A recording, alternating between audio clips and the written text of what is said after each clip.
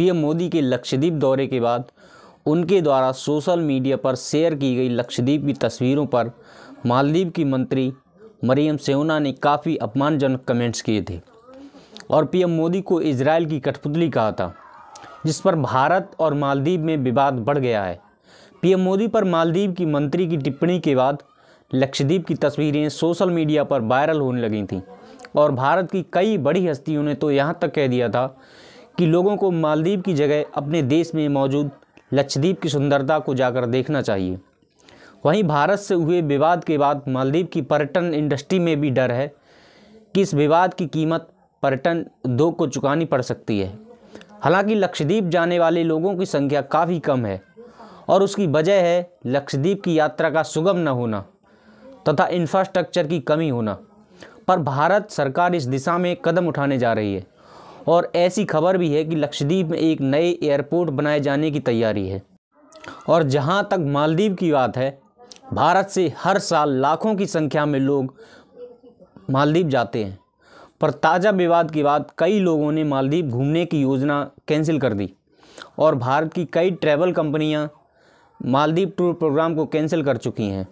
दरअसल इस समय मालदीव में जो सरकार है उसे चीन समर्थित माना जाता है, क्योंकि मालदीव के नए राष्ट्रपति मोहम्मद मोइज्जू ने अपने चुनाव के समय मालदीव में बड़े पैमाने पर इंडिया आउट कैंपेन चलाया था और मोइज्जू के सत्ता संभालने के बाद मालदीव में मौजूद भारतीय सैनिकों को भारत वापस भेज दिया था, जिसकी वजह से मोइज्जू को भारत विरोधी तथा चीन समर्थित कहा जा रहा है।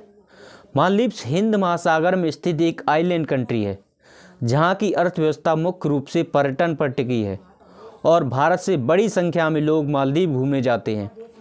पर ताज़ा विवाद के बाद मालदीव के पर्यटन क्षेत्र को नुकसान होना लगभग तय है, क्योंकि भारत में लक्षद्वीप जैसे द्वीप समूह को विकसित करने की मांग जोर पकड़ रही है और यदि ऐसा होता है तो भारत के लोग मालदीव की बजाय लक्षद्वीप जाना पसंद करेंगे। पर मालदीव ने भारत के साथ बढ़ते विवाद को देखते हुए अपने 3 मंत्रियों को बर्खास्त कर दिया है तथा मालदीव की सरकार डैमेज कंट्रोल में लगी हुई है।